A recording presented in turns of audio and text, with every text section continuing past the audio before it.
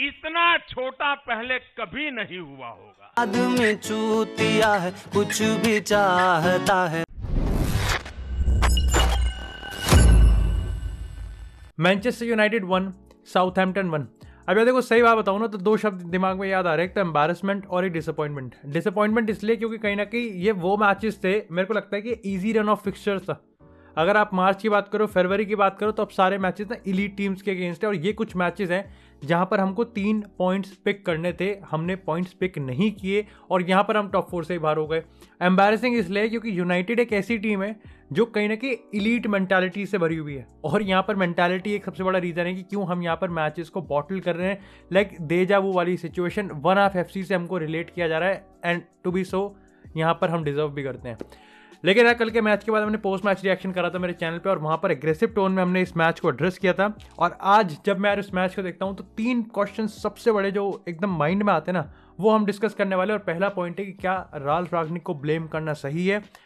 अब देखो पॉइंट्स की, अगर उन पॉइंट्स की बात करें जो कि आर्ग्यू करते हैं कि नहीं, रागनिक को ब्लेम नहीं करना है, तो वो सबसे बड़ा पॉइंट ये है कि अगर वन हाफ एफसी की हम बात कर रहे हैं कि हम सिर्फ एक हाफ में अच्छा खेलते हैं और दूसरे हाफ में हम बिल्कुल ही कोलैप्स हो जाते हैं, तो कुछ लोग कहते हैं कि यहाँ पर ये ध्यान में रखना है कि रागनिक का जो स्ट्रक्चर है ना टीम का, वो कहीं ना कहीं बहुत ज़्यादा सही है और इसलिए हम फर्स्ट हाफ में अच्छा खेलते हैं। अब अगर सेकेंड हाफ में जो मेंटल ब्रेकडाउन होता है तो वो तो प्लेयर्स के ऊपर है, और अगर प्लेयर्स अपने चांसेस नहीं ले रहे, चाहे वो रोनाल्डो हो, चाहे वो राशफोर्ड हो, चाहे मैग्वायर की मैं कहूँ पर्सनल एरर्स की बात करूँ, चाहे डेविड देया का बॉल डिस्ट्रीब्यूशन बेकार हो, तो इसमें कहीं ना कहीं रागनिक क्या कर सकता है। ये तो वो बात होती है कि अगर रागनिक परमानेंट मैनेजर होता। बात करें अगर दूसरे पॉइंट की, तो ये थोड़ा जनरलाइज्ड है। यहाँ पे लोग कहते हैं कि देखो रागनिक परमानेंट मैनेजर नहीं है, बल्कि रागनिक को ना ये जो डूब रही थी, ये जो नाव डूब रही थी, उसको बस स्टेबल रखना था। अगेन मैं कह रहा हूँ ये पर्टिकुलर नहीं है, काफ़ी जनरलाइज आंसर है कि रागनिक को क्यों हम ब्लेम नहीं कर सकते। और ये आपको जब भी रागनिक को घेरा जाएगा ना, ये आर्ग्यूमेंट आपको सुनने को जरूर मिलेगा। लेकिन बात करते हैं उन आर्ग्यूमेंट्स की जो कि कहते हैं कि यस, रागनिक को ब्लेम करना चाहिए, और वो सबसे बड़ा है कि मेंटालिटी। अब ये अपने आप में एक बहुत बड़ा क्वेश्चन है कि यूनाइटेड के इस ड्रेसिंग रूम को भी मेंटालिटी की जरूरत है क्या। आई मीन लाइक वहाँ रोनाल्डो है, वहाँ वरान है, वहाँ पर हैरी मैग्वायर है भाई, और वहाँ पर ब्रूनो फर्नांडिस, तो यहाँ पॉल पोग्बा है, तो डेफिनेटली यहाँ पर कहीं ना कहीं वर्ल्ड चैंपियंस है, मैग्वायर को बाहर कर देते हैं, चैंपियंस की बात हो रही है। लेकिन जब बात मेंटालिटी की आती है तो देखो मेंटालिटी कभी भी किसको जरूरत पड़ सकती है, वो मेंटालिटी पुश कहीं ना कहीं रागनिक का जॉब है, और वो कहीं ना कहीं नहीं कर पा रहा। क्योंकि आप पैटर्न देखो, फर्स्ट हाफ में अच्छा खेलते हैं, बढ़िया खेलते हैं, सेकंड हाफ में बिल्कुल ही भूल जाते हैं, कोलैप्स्ड हो जाते हैं। और अगेन मैं बार बार इस चीज़ पे एम्फसाइज कर रहा हूँ कि ये अगर मिड टेबल टीम्स की हालत है ना, तो भाई सीरियसली इलीट टीम्स तो लाइक मतलब उधेड़ देगी हमें। बात करते हैं अगर दूसरे पॉइंट की, तो वो है यार इन गेम सब्सटीट्यूशन। मैं यार आई थिंक मैं नहीं कहूँगा कि मेरे को रागनिक के इन गेम सब्सटीट्यूशन एक उसका स्ट्रॉन्ग पॉइंट लगता है। अब कल की हम बात करें तो कल भी मैं कहूँ, पहले भी मैं कहूँ, तो मैंने बहुत बार देखा है रागनिक को जब भी गोल की जरूरत होती है तो वो यहाँ पर बहुत ज़्यादा एग्रेसिव हो जाता है, ओवर एग्रेसिव हो जाता है। अब कल के मैच में उसके स्कॉट मैकटोमिने को हटा दिया और यहाँ पर वो एलांगा को ले आया। नाउ अब आपको ये समझना पड़ेगा कि इससे हुआ क्या कि हमारा नंबर 6 चला गया, यानी कि हम डिफेंसिवली बहुत ज़्यादा एक्सपोज हो गए। और मैं लगातार इस चीज़ को देख रहा हूँ कि जब भी कम्युनिटी में डिस्कशन होता है तो काफ़ी लोग इस चीज़ को शैडो कर देते हैं कि मैग्वायर की प्रॉब्लम ना एक प्रॉपर नंबर 6 सॉल्व कर सकता है। अब आपने वो नंबर 6 ही हटा दिया, यानी कि मैग्वायर अपने में रह गया, तो ऑफकोर्स फिर तो मैग्वायर तो धुआंधार परफॉर्मेंस देगा ही। लेकिन इसका एक काउंटर आर्ग्यूमेंट भी ये आता ही कहीं ना कि लोग कहते हैं कि भाई जब हमारे पास कवानी नहीं था तो हमारे पास कोई ऑप्शन था ही नहीं। लेकिन इसी के साथ यार बात करते हैं तीसरे पॉइंट की, तो वो आता है द प्रेस।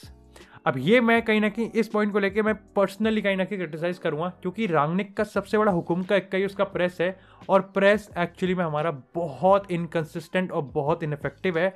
अब आप में से जितने लोग, मैं पहली बोल दूं, जितने लोग ये सोच रहे हैं कि भाई रोनाल्डो के साथ प्रेस नहीं हो सकता, भाई बिना रोनाल्डो के मैच देख लेना कभी, कवानी के साथ या मार्शियल अप टॉप हम प्रेस वैसे भी नहीं कर पा रहे। हमारा प्रेस इतना आउट ऑफ पोजीशन होता है, हमारा प्रेस इतना डिल्यूशन होता है, इतना इनकन्सिस्टेंट होता है कि कोई भी टीम कभी भी हमको चीर फाड़ के रख सकती है। बात करते हैं अगर कंक्लूजन की, तो मैं वही कह रहा हूँ कि पॉजिटिव है कि टॉप 4 में अभी बने हुए हैं, लेकिन नेगेटिव पॉइंट ये है कि टॉप 4 में बस हम बने ही हुए हैं। आप स्पर्स को देख लो, आप आर्सेनल को देख लो, आप वुल्व्स को देख लो, आप वेस्ट हैम को देख लो, ये कुछ ऐसी टीम्स है जो कि जिनका फाउंडेशन है काफ़ी अच्छी तरीके से स्ट्रॉन्ग है।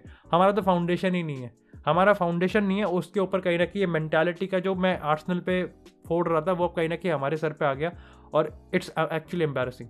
क्योंकि आर्सेनल की टीम बहुत यंग है और हमारी टीम को देखो तो इट्स एक्चुअली एम्बैरेसिंग कि हम ये इस इशू से जा रहे हैं। लेकिन इसी के साथ यार बात करते हैं क्रिस्टियानो रोनाल्डो की। तो क्या रोनाल्डो बुरा खेला? तो इसका सबसे बड़ा आंसर और सबसे सटीक आंसर मैं दे रहा हूँ कि येस, रोनाल्डो प्लेड पुअरली। और ये एक मैच के लिए अगर मैं इसके ओवरऑल मैचेस की मैं बात करूँ तो सही में इस समय रोनाल्डो का बैड फॉर्म चल रहा है। अब देखो यार, एज आपको पता है कि एज अ रोनाल्डो फैन मैं तुम्हें सही चीज़ कहूँगा कि अगर आप रोनाल्डो के फैन हैं तो आपको उसको पहले क्रिटिसाइज करना चाहिए, इससे पहले कि कोई रोनाल्डो का हेटर क्रिटिसाइज करे। क्योंकि सही बताऊं तो आपने उसको ज़्यादा अच्छे से देखा है, आप उस पर ज़्यादा बिलीव करते हैं और आपको ज़्यादा पता है कि वो मतलब लिटरली 10 में से 10 दिन वो इससे ज़्यादा बेटर खेलेगा। सो किसी भी हेटर से पहले let them do it, I don't care. मेरे को पता है कि मैं जिस प्लेयर को आइडलाइज करता हूँ वो इससे ज़्यादा बेटर खेल सकता है, और मैं इसलिए डिससेटिस्फाइड हूँ क्योंकि सही बताऊँ ही लुक्स फ्रस्ट्रेटेड। और to be very honest with you, मेरे लिए कैप्टन आर्मेंट भले ही उस रेफ्रिजरेटर के पास है, लेकिन मेरे लिए रोनाल्डो इंस्पिरेशन है उस ड्रेसिंग रूम में, रोनाल्डो लीडर है। वो परफॉर्म नहीं करेगा इसका मतलब कोई परफॉर्म नहीं कर रहा है, और इसका डायरेक्ट इफेक्ट पड़ता है पूरे टीम के ओवरऑल स्ट्रक्चर पे और ओवरऑल रिजल्ट पे। अब इसका एक आर्ग्यूमेंट आता है कि रोनाल्डो को ना फीड नहीं किया जाता। तो यार देखो, ये एक हद तक सच है, ये पार्शियली सच है, लेकिन ये तभी सच है क्योंकि ये एक लेवल से एक दूसरे लेवल पे अपग्रेड करने की बात हो रही है। लेकिन जब गोल्स ही नहीं आ रहे हैं तो काय का अपग्रेड? अभी तो गोल्स मारने की बात हो रही है। ये तो तब होती कि यार 3-4 गोल्स आ रहे हैं और उसको कैसे हम 5-10 में कन्वर्ट करेंगे, तो हाँ भाई क्रॉसेस डालो, ये करो, उसको फीड करो। लेकिन जब गोल ही नहीं आ रहे हैं, अभी तो गोल ही नहीं आ रहे, और उसका बहुत बेसिक सही है कि अगर हम चांसेस की बात करें तो रोनाल्डो ने चांसेस मिस किए हैं। बहुत बुरा लगता है क्योंकि सही बताऊँ पहली बार ऐसा लग रहा है कि रोनाल्डो की जो बॉडी है ना, रोनाल्डो अपनी बॉडी के साथ जिस तरीके से जो काम करना चाहता है पिच पे वो नहीं कर पा रहा। अब ये उसकी एज की वजह से है या उसके कॉन्फिडेंस की वजह है, बट लेट्स होप कि भाई रोनाल्डो जल्दी से जल्दी इसको ठीक करे, क्योंकि अगेन चैंपियन लीग एक ऐसा कंपटीशन है, या तो वो हमारे लिए सही में छक्का हो जाए, छक्का मार सकते हैं उस कंपटीशन में, या फिर लिटरली हम लोग बहुत पुअरली पिटेंगे। लेकिन यहाँ पर यार मैं कहीं ना कहीं राशफोर्ड को भी इंक्लूड करूँगा, क्योंकि मेरे हिसाब से यार राशफोर्ड तो सबसे ज़्यादा हग रहा है। और टू बी वेरी फेयर, मेरे को पता है कि राशफोर्ड के पास पेस है, लेकिन उसका होल्ड अप प्ले इतना ख़राब हो चुका है, उसकी फिजिकलिटी इतनी ख़राब हो चुकी है, उसका फुटबॉल IQ काफ़ी ख़राब हो चुका है। लिटरली ही इज मतलब वो डेफिनेटली वो दे सकता है, एक अच्छा पॉजिटिव पास निकाल सकता है, लेकिन वो 10 नेगेटिव पास भी बहुत ज़्यादा निकाल रहा है। तो भाई राशफोर्ड पे भी क्रिटिसिज्म उतना ही बनता है। लेकिन यार इसी के साथ यार बात करते हैं रियल मैड्रिड वर्सेस विलारियल की, जो कि ड्रॉ था। अब इन नो वे ये हमारा एक परफेक्ट प्रिपरेशन था PSG के मैच से जस्ट पहले का। अब यार देखो, ये मैच ना थोड़ा सा ट्रिकी था, तो मैं डेफिनेटली सबसे पहले विलारियल वाले पे बात करूँगा और फिर PSG कंटेक्स्ट में बात करूँगा कि क्या हमारे लिए अब इंपॉर्टेंट है। अब देखो यार, ये मैच ट्रिकी इसलिए था क्योंकि ना हमारे पास बेंजेमा था, ना हमारे पास फर्लैंड मंडी था, और ना ही हमने लूका मॉड्रिच को स्टार्टिंग 11 में खिलाया। मॉड्रिच वाला डिसीजन मेरे को भाई फेयर एंड स्क्वायर लगा, उसको रेस्ट की जरूरत है। हाउएवर टोनी क्रूज को भी अगर आप बिठा देते तो भी मैं यहाँ पर कंप्लेन नहीं करता, और आई डोंट थिंक कि आप में से भी काफ़ी लोग कंप्लेन करते। अब यार सबसे पहली बात है कि हमने जो फर्स्ट हाफ में परफॉर्मेंस दी ना, हम इतना सिट डीप कर गए कि विलारियल ने एक तो हाई प्रेस करा, प्लस विलारियल यहाँ पर बहुत ज़्यादा चढ़ के खेल रही थी। जब हम मेंडी को नहीं खिलाते ना, तो मैं सही बताऊँ, मेंडी ना हमको डिफेंसिव कवर बहुत ज़्यादा देता है। मार्सेलो से आप अटैक में कितना ही एक्सपेक्ट कर लो, और वो कंट्रीब्यूट कर भी देता है, लेकिन डिफेंसिवली वो बहुत ज़्यादा वल्नरेबल है। और ये चीज़ हमने कल देखा था, चुक्वेज़े ने और फोएट ने भाई उस साइड पे ना लिटरली मार्सेलो को न्यूट्रलाइज और बैम्बूजल्ड कर दिया।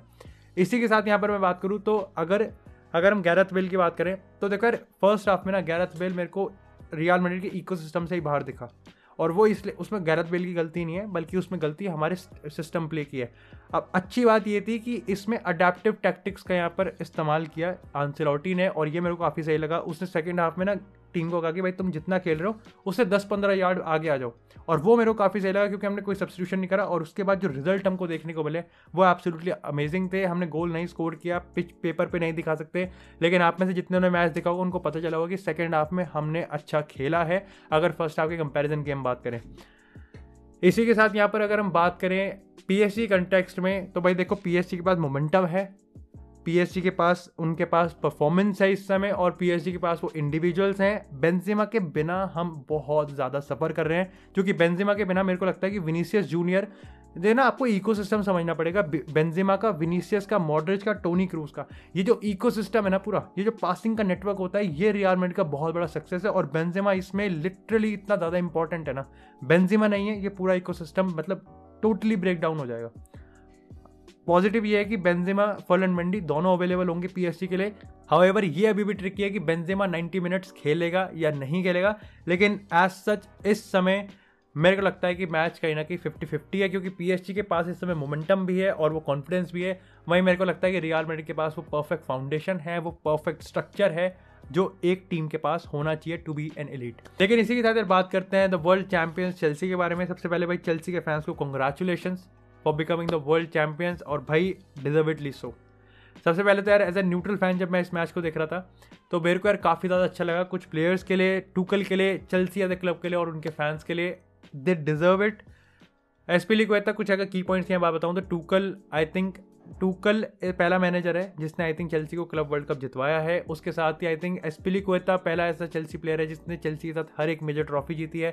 जस्ट इमेजिन यार, थियागो सिल्वा, टूकल जो PSG में नहीं कर पाए वो चेल्सी में करके दिखा रहे हैं। एंड अगेन काय हैवर्ट्स से बड़े गोल स्कोर करने के लिए ही है। लकाका ने भाई साहब गोल्स मारा है। लकाका ने सेमीफाइनल में भी, if I am not wrong, goal मारा है और फाइनल में भी गोल मारा है। लेकिन सबसे बड़ा सवाल कि ऐसा क्या है टूकल के पास कि चेल्सी कभी कन्विंसिंग लगती भी नहीं है, लेकिन कहीं ना कहीं गेम ले जाती है। अब देखो यार, ये हमने कल के मैच में देखा था कि चेल्सी ना एक्चुअली में बैंग एवरेज मैच खेल रही थी। उनके पास पोजीशन पूरा था, लेकिन वो पोजीशन कुछ इतना खास प्रोडक्टिव था नहीं। उनके प्लेयर्स बहुत ज़्यादा पोजीशन रख रहे थे और कहीं ना कहीं वो जो स्लाइटली डिले पास होता है ना, वो आपका पूरा का पूरा मोमेंटम तोड़ देता है कि स्पेसेस था, आपने टाइम ले लिया और वहाँ पर आप पास नहीं निकाल पाए। लेकिन ऐसे में जो सबसे बड़ा हुक्म का इक्का होता है ना टूकल के पास, वो होता है उसकी सेफ गेम प्ले का।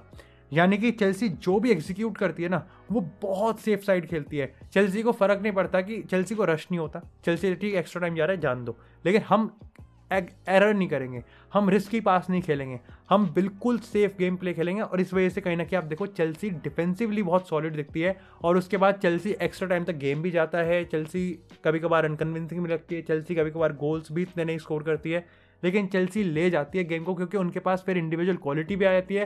एंड ऑफ कोर्स टूकल की इस पॉइंट पर तो मैं हमेशा बोलता हूँ कि उसका इन गेम टैक्टिक्स और इन game substitution is bang on. Tuchel is an elite manager in my books जब बात आती है इन गेम मैनेजमेंट की, और मतलब इन माई बुक्स मतलब इन गेम मैनेजमेंट सेट के भी I think Tuchel is an elite manager. So I think that's a very very big victory और आई थिंक चेल्सी को चैंपियन लीग में इसका बहुत ज़्यादा फायदा होगा। जो मोमेंटम और जो स्पिरिट्स होते हैं ना, वो बहुत ज़्यादा अपलिफ्ट होंगी।